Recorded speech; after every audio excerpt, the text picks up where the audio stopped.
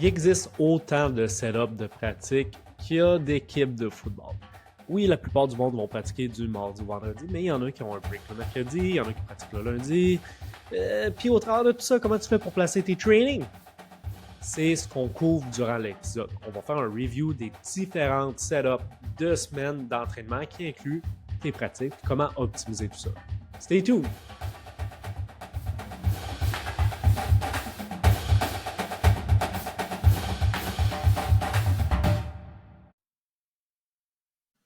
Alright, bam, fait que la saison de foot commence cette semaine ou vient de commencer la semaine dernière. Les training camps sont finis.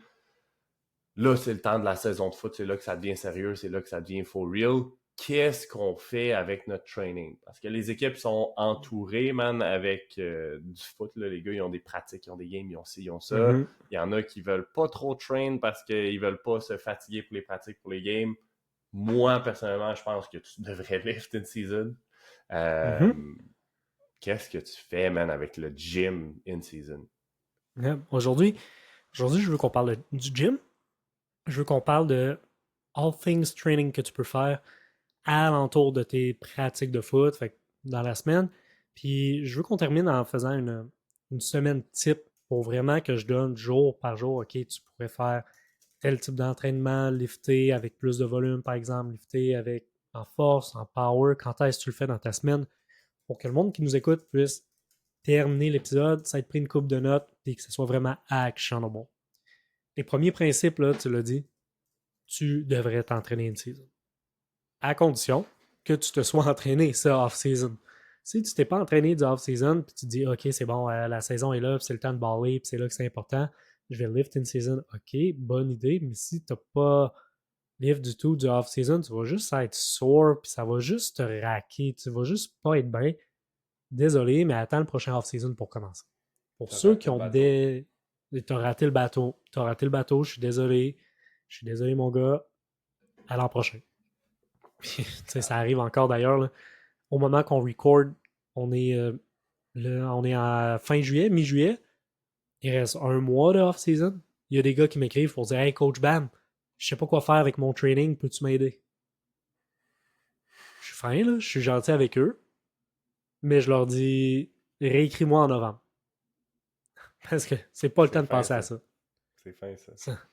Je le dis pas exactement comme ça, mais c'est ça que je leur dis. Ils ont manqué le bateau, tu l'as dit. Fait que, après ça, si tu t'es entraîné, tu as eu un bon off-season, l'idée, c'est que tu veux maintenir ce que tu as gagné dans ton off-season. Ta force, ta masse musculaire, ta vitesse, ton accélération, ta puissance, toutes ces qualités athlétiques-là que tu as build off the field, tu veux les maintenir jusqu'à la fin de la saison parce qu'une saison de foot, c'est très long.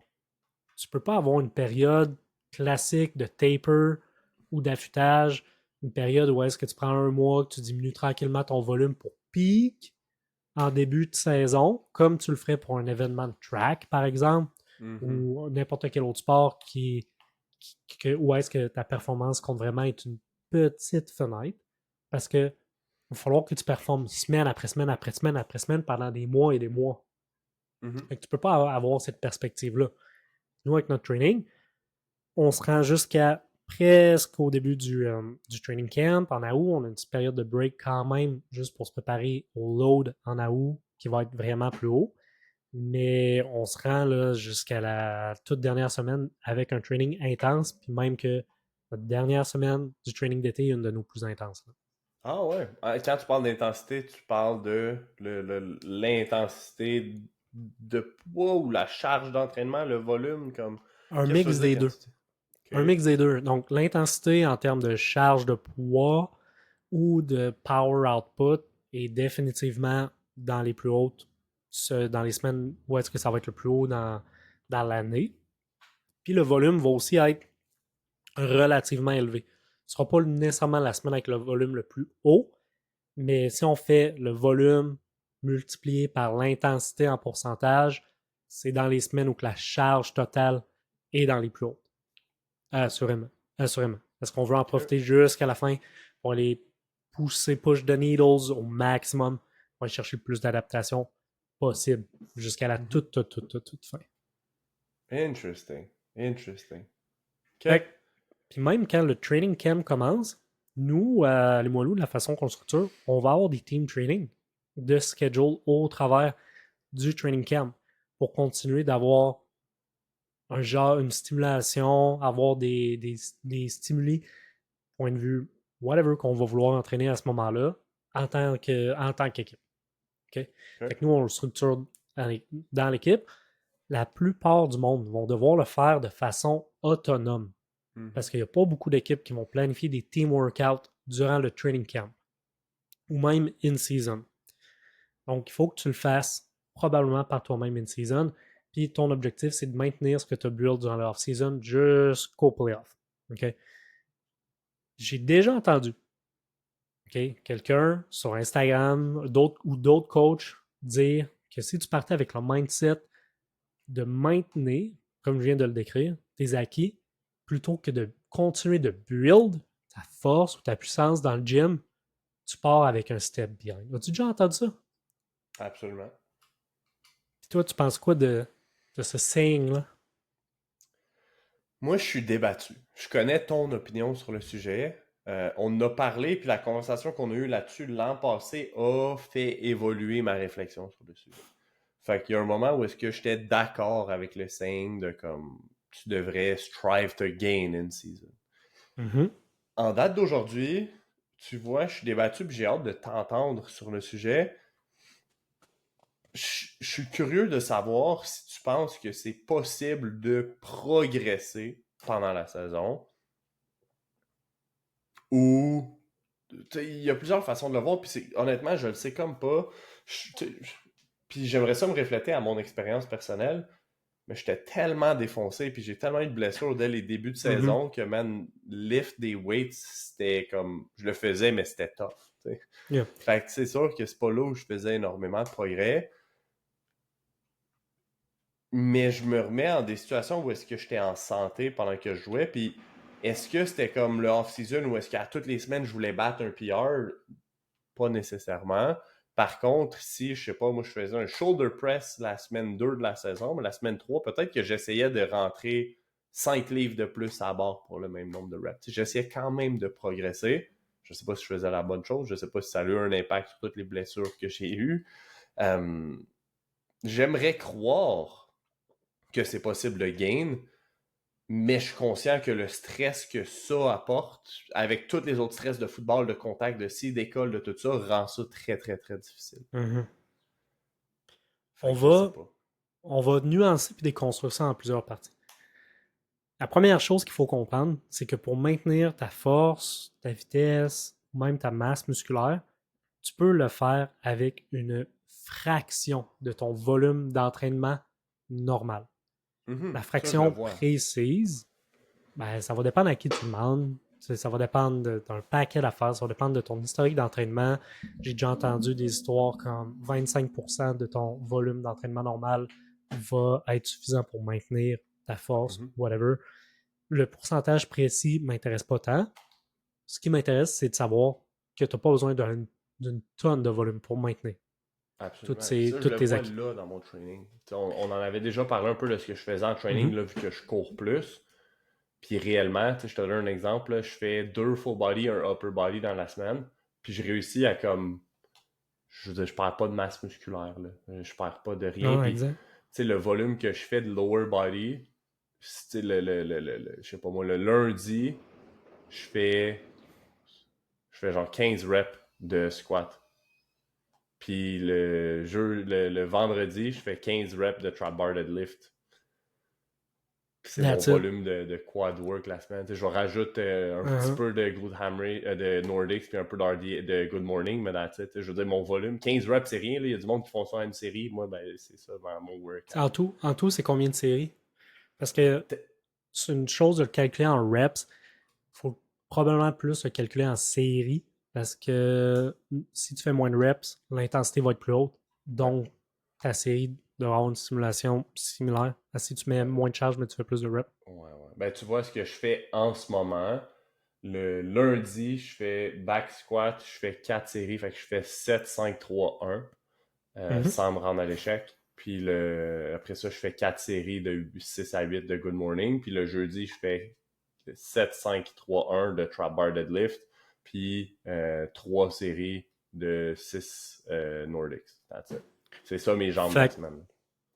T'es à quelque part entre 12 et 16 séries, si j'ai bien calculé. Total dans ma semaine? Ouais. Ouais, entre 12 et 16 séries de lower body dans ma semaine. Yeah. Écoute, Andy Galpin, lui, ce qu'il va te dire, c'est que pour progresser en termes de masse musculaire, tu as besoin d'un minimum de 10 séries par semaine. C'est quand même bas, là. Ou lower body rentre Par groupe musculaire. Par groupe musculaire, mais ton groupe musculaire peut ne pas être hit directement, puis ça va quand même apporter une certaine stimulation. Je comprends. Donc, tu sais, je veux dire, t'es quand même low volume, mais pour maintenir, je pense que tu pourrais aller encore un petit peu plus bas que ça, puis ça fonctionnerait bien quand même. Là, on parle de 10 working sets où est-ce que l'intensité est relativement difficile, surtout quand tu veux faire des gains en hypertrophie, il faut que tu pousses la difficulté aussi. Là. Ouais. En maintien, tu n'es pas obligé de pousser autant, mais je pense que tu pourrais aller encore plus bas puis tu continuerais de maintenir ta masse musculaire. Là. So, écoute, ceci étant dit, le premier principe qu'il faut comprendre, c'est que une fraction du volume va être suffisant pour que tu maintiennes ta force et ton hypertrophie. Maintenant, si tu veux gagner, à l'inverse, à l'envers de la médaille, il va falloir que tu pousses le volume, puis surtout, il va falloir que tu pousses l'intensité de tes sets pour pousser une adaptation. OK? Ouais. Alors que tu peux train à, encore une fois, je vais dire un pourcentage qui n'est pas précis, qui ne m'intéresse pas tant parce que de toute façon, de le mesurer dans ton training, c'est pas pratique. Tu peux lift à 80% de ta force max, puis non, théoriquement, tu es dans un range qui va stimuler le gain ou le maintien de ta force. Si tu veux vraiment pousser, pour gagner pousser ta force max, peut-être qu'il va falloir que tu ailles plus intense que ça. Il va falloir que tu tombes dans une zone où la charge va décupler tes besoins en récupération. C'est là que le saying me bug le plus. C'est que la différence entre maintain et gain, c'est que le stress physiologique overall que ton corps va subir va être tellement grand, la différence est tellement grande que tu as besoin de bien plus d'opportunités de récupération pour faire tes gains versus maintenir. Puis quand tu arrives in-season, ben là, tu as un paquet de pratiques, tu as le stress des games, tu as des stress qui ne sont pas juste physiques, tu as des stress qui sont psychologiques. La plupart vont recommencer l'école en même temps que leur saison. Fait qu'il y a une charge supplémentaire associée à ça. Commence à avoir beaucoup de trucs. Donc, il faut que tu récupères adéquatement pour t'assurer de gagner de la force dans le gym ou gagner du speed. Ceci étant dit, j'ai déjà vu des gars faire des gains, pas parce qu'ils en faisaient plus, mais au contraire parce qu'on déchargeait tellement le volume d'entraînement qu'il y avait bien plus d'opportunités de récupération. Puis en récupérant, le processus de surcompensation prenait place. Là, les gars, tout d'un coup, liftaient plus lourd dans le gym. Mais c'est pas parce qu'on avait une optique de gain, justement. C'est parce qu'on avait une optique de OK, on va deload, on va maintenir, on va back off. Je m'en fous si tu n'ajoutes pas de poids sur ton squat in season. L'important, c'est que tu hits tes numbers similaires tout le long de la saison. Puis on va être en business jusqu'au playoff. Fait que, moi, idéalement, si tu fais des gains, c'est à cause de ça. C'est parce qu'on a deload, puis il y a eu un phénomène de surcompensation qui a pris place. Plutôt que tu as essayé de pousser la machine. Puis, mais ceci étant dit, est-ce que ça se peut que tu pousses l'intensité d'entraînement, pousses le volume, tu continues de faire des gains? Ben, il y a sûrement des gars qui peuvent le faire, des gars qui ont peut-être 4 cours au cégep, qui sont en sciences humaines, pas de maths, qui n'ont pas de job, que c'est leurs parents qui leur font à manger, qui dorment 12 heures par jour.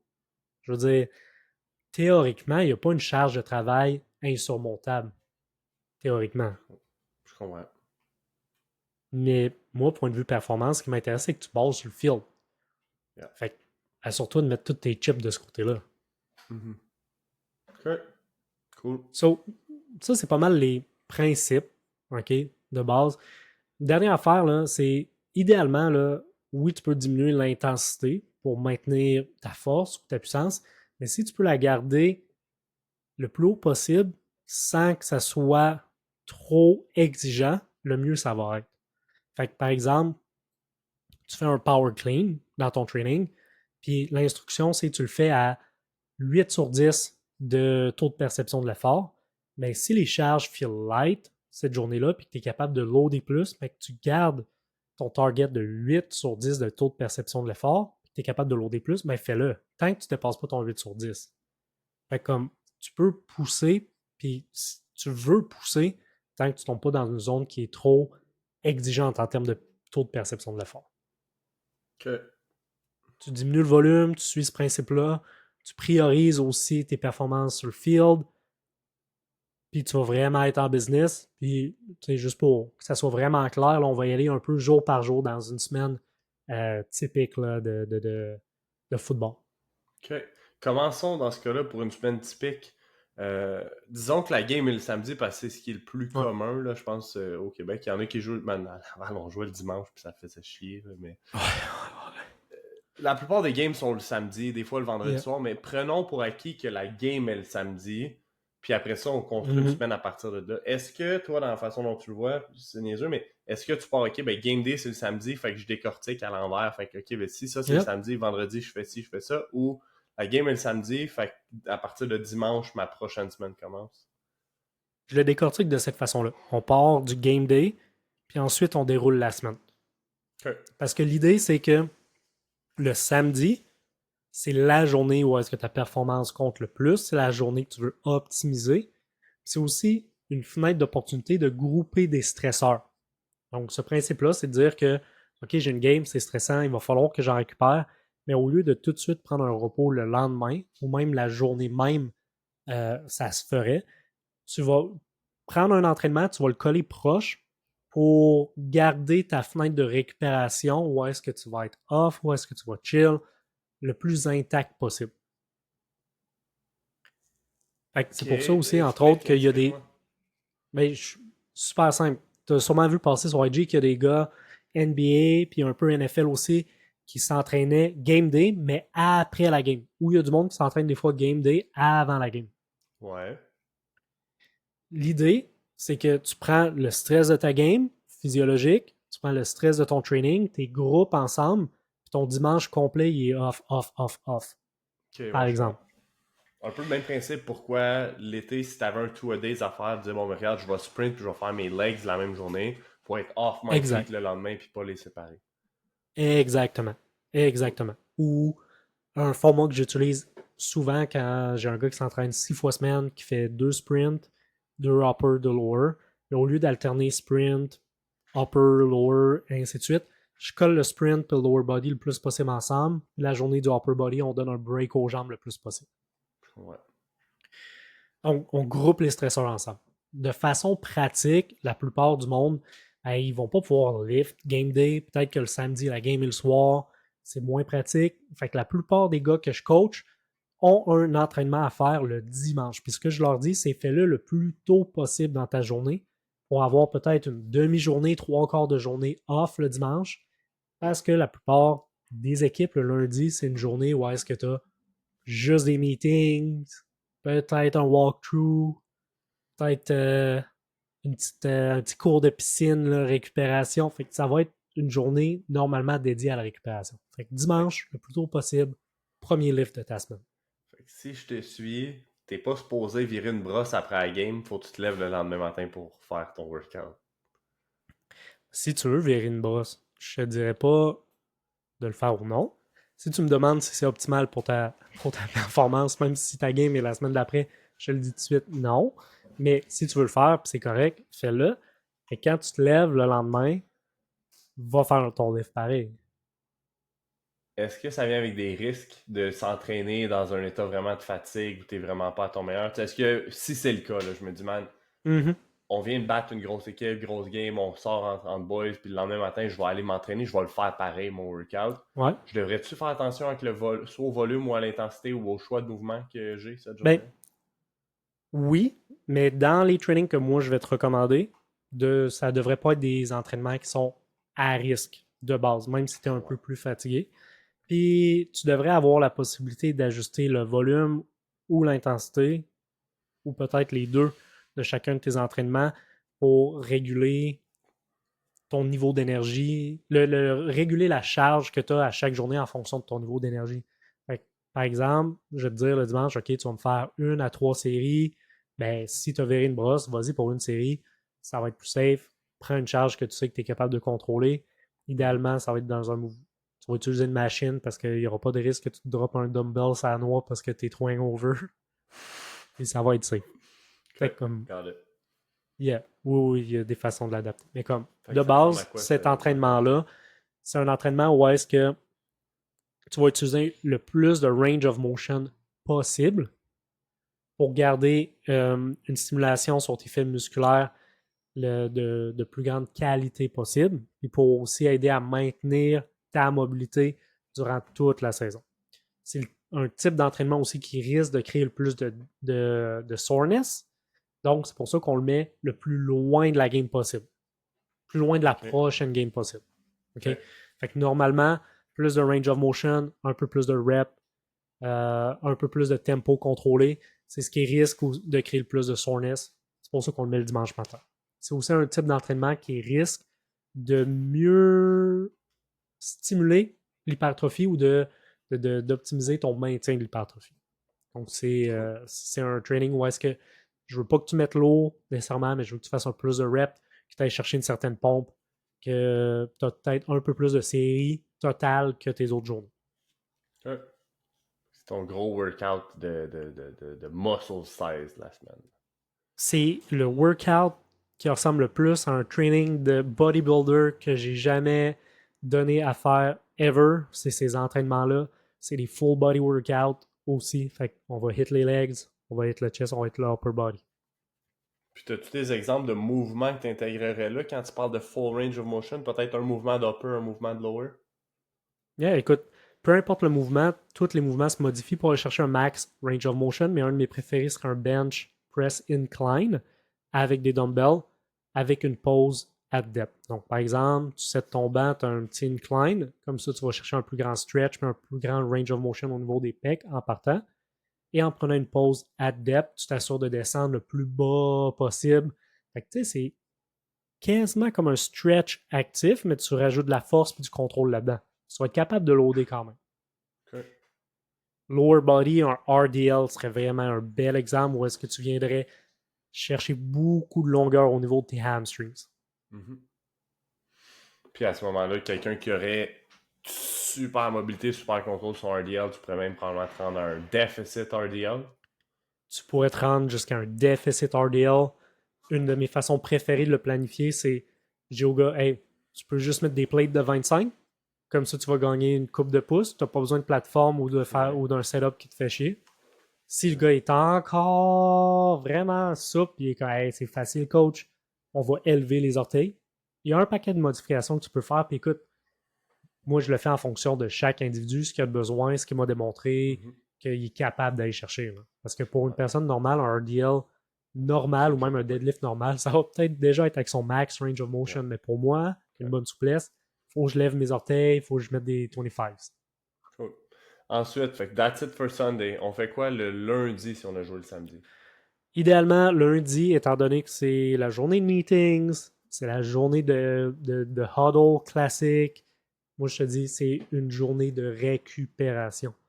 Idéalement, tu as une journée et demie, tu as un genre de 36 heures de récupération où est-ce que tu n'as aucune activité physique qui entre là-dedans. Fait que le dimanche après-midi plus le lundi complet. À la limite, ça t'amène quasiment à 48 heures si ton prochain workout va au mardi matin. Fait que c'est cool. À la limite, ça serait l'idéal. Tu veux la plus grande fenêtre de récupération à ce moment-là, mais là, le mardi, ce qu'il faut faire attention. Pas de stretching, pas de yoga, pas de rien le lundi? Tu sais, à la limite, tu pourrais stretch, yoga, faire une activité que toi, tu aimes, mais moi, écoute, de base, si tu fais rien, je suis content. Si tu fais de quoi d'actif, il faut que ça soit très basse intensité, il faut que ça soit relaxant. Tu veux pas l'imposer puis que ça fasse chier. Exactement, je ne l'impose pas du tout. Mais des fois, il y a des gars qui me disent hey, moi, j'aime ça faire un yin, qui est un yoga très relax. Mais je vais dire OK, il n'y a pas de problème. Là, ça ne devrait pas accumuler de stress. Okay. Cool. Mais je Ensuite, l'impose on surtout passe à mardi. mardi, la plupart, je pars de la logique que la plupart des équipes vont faire des entraînements full pad mardi, mercredi et jeudi. Donc, ça peut être le mardi, ça peut être le mercredi. Jeudi, ça commence à être un peu proche de la game, mais idéalement, le mardi, tu vas faire un entraînement qui va stimuler tout ce qui est plus high intensity. Okay? Low volume, high intensity. Donc, tout ce qui peut être en dedans du spectrum du speed, strength ou power. Okay? Donc, le but, c'est de prendre tout ce qui te demande un très grand power output, qui a une très grande demande au point de vue du système nerveux, si on veut. Puis on groupe ça ensemble, on fait un training qui va stimuler tout ça pour maintenir les 3 qualités athlétiques que je viens de nommer.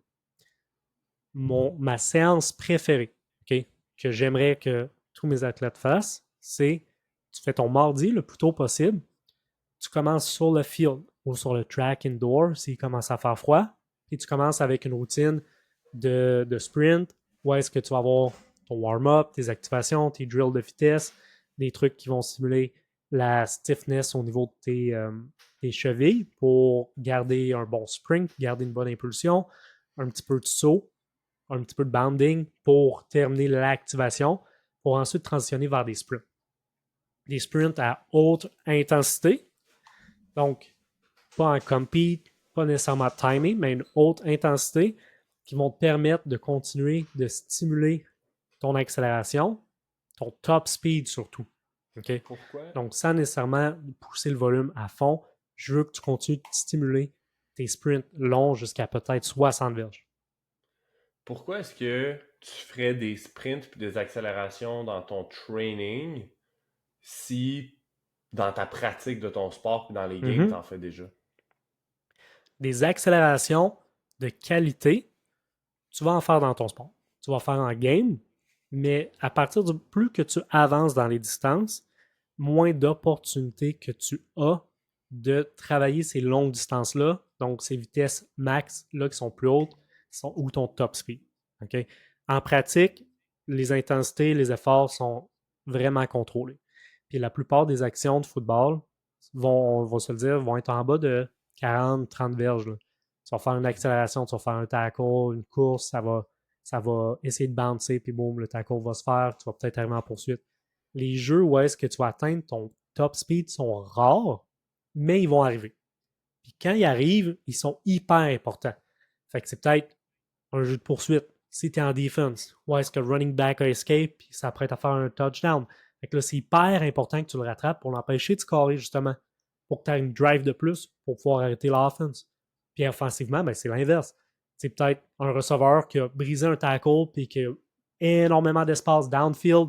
Puis là, s'il est capable de prendre la gear de plus sur le field à ce moment-là, ben, ça veut dire qu'il va en scorer 6. Fait que c'est indéniable que ton top speed à certaines positions est important. C'est indéniable aussi qu'il va faire la différence sur les big plays, mais c'est plus, tu sais, c'est quand même rare. Dépendamment de la position que tu joues, dépendamment des games, ça arrive, hein, des games que ça va juste courir la balle parce qu'il fait pas beau, puis il pleut, fait que ça va pas tant lever la balle. Exact, t'as moins d'opportunités ou ça arrive, ça arrive. Tu joues sur Teams, peut-être que tu vas avoir plus de sprint long. Fait que pour maintenir ton top speed, ton max velocity, c'est pas assez ou il y a des chances que ce soit pas assez dans ta semaine puis au travers d'une saison pour maintenir cette qualité-là qui est donc importante. Okay.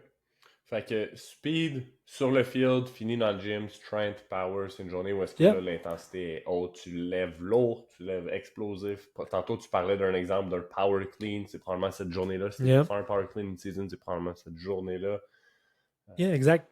Donc, dans un exemple de session, c'est tu fais ton warm-up de sprint avec les sauts, comme on vient de décrire. Tu vas faire des sprints de plus en plus longs. Tu vas peut-être te rendre à 60 verges.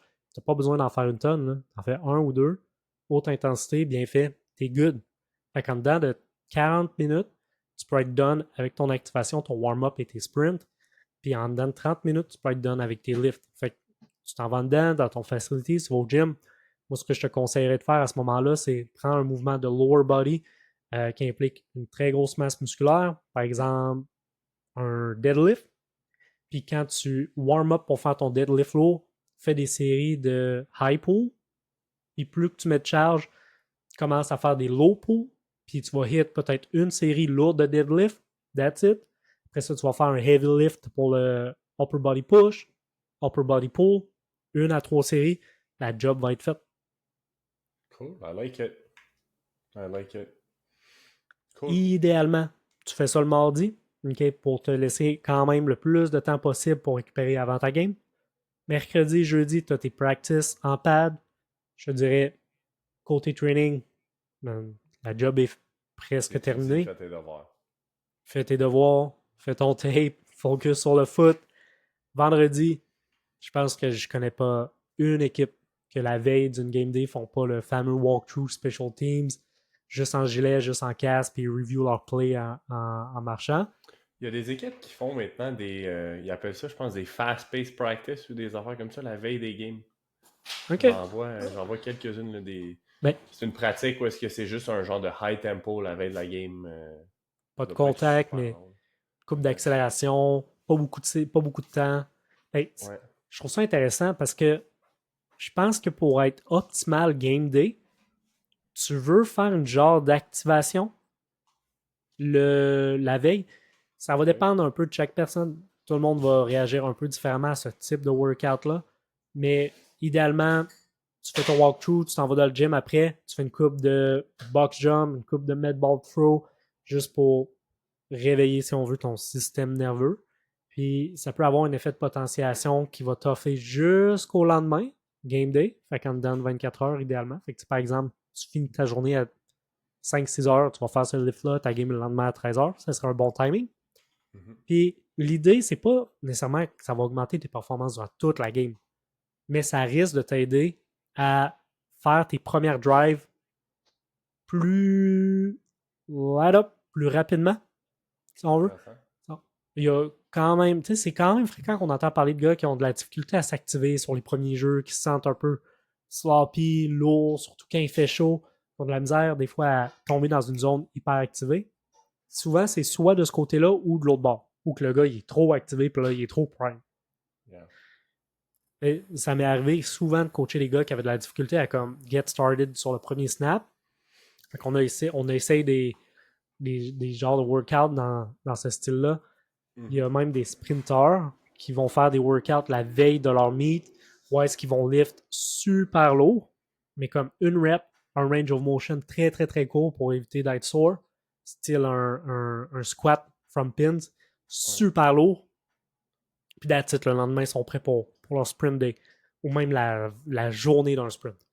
Ouais, c'est ce que, tu sais, quand on jouait, je faisais quelque chose dans ce genre-là, justement, le vendredi ou le samedi, là, la veille des games, où est-ce que c'était genre box jump, net ball slam. Souvent, moi, j'ai intégré un genre de light trap bar jump, puis quelque chose comme des plyo push-ups, puis après ça, la partie, ça sera pas BAM approved, là, mais je finissais tout le temps avec des guns la veille de la game. Hey, écoute, si ça te fait feel good, alright, mais man, si t'es sore des biceps et des triceps le lendemain, je trouve que ça vaut pas la peine, là. Mais écoute, si t'aimes ça. Si ça te donne le boost de confiance qui te donne plus d'avantages que de désavantages, alright, do it, man. Mais oublie pas que ta pompe risque d'être partie pour le lendemain à ta game, là. Hey, grande, là. Mais c'était mon moment de la semaine où je le faisais. Yeah. Okay. Puis écoute, ça, il faut que tu le testes. Parce que c'est pas tous les athlètes qui vont réagir de la même façon. Puis ça va dépendre énormément de ton background. Idéalement, tu fais des mouvements que tu es très habitué de faire pour éviter d'être sore, justement. Okay. Puis comment tu le testes? Comment moi je saurais si je devrais le faire la veille de la game, ne pas le faire du tout, le faire le matin de la game si c'est possible? Comment je le teste? Je commence par me fier au type d'athlète que j'ai et son expérience. Fait que si j'ai un athlète de type plus élastique, plutôt qu'un athlète très bulky puis muscular, je vais commencer par tester une session où est-ce que ça va être plus des sauts puis des med ball throw que quelque chose avec des charges. Et on va essayer de le tester durant le training camp.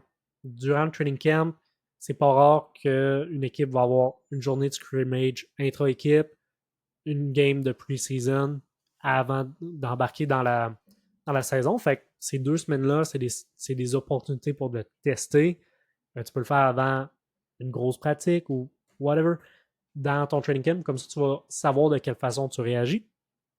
Puis si, à l'inverse, j'ai un gars qui a un très bon background d'entraînement, qui est le genre d'athlète qui déploie beaucoup de force, qui est quelqu'un qui est plus force-oriented plutôt qu'élastique, peut-être que l'on va essayer des lifts ou des overcoming ISO. Parce que quand tu fais un ISO, il n'y a pas beaucoup de mouvement. Il n'y a normalement pas de mouvement. Donc, beaucoup moins de soreness à ce moment-là, même si l'activation neurale est très haute. Puis je vais tester à partir d'un de ces deux archetypes de workout. Cool. Puis ensuite, on va ajuster en fonction de comment l'athlète se sentait. There you go. That's it. Ça fait-tu le tour pour la semaine de training? T'as-tu d'autres choses à ajouter peut-être?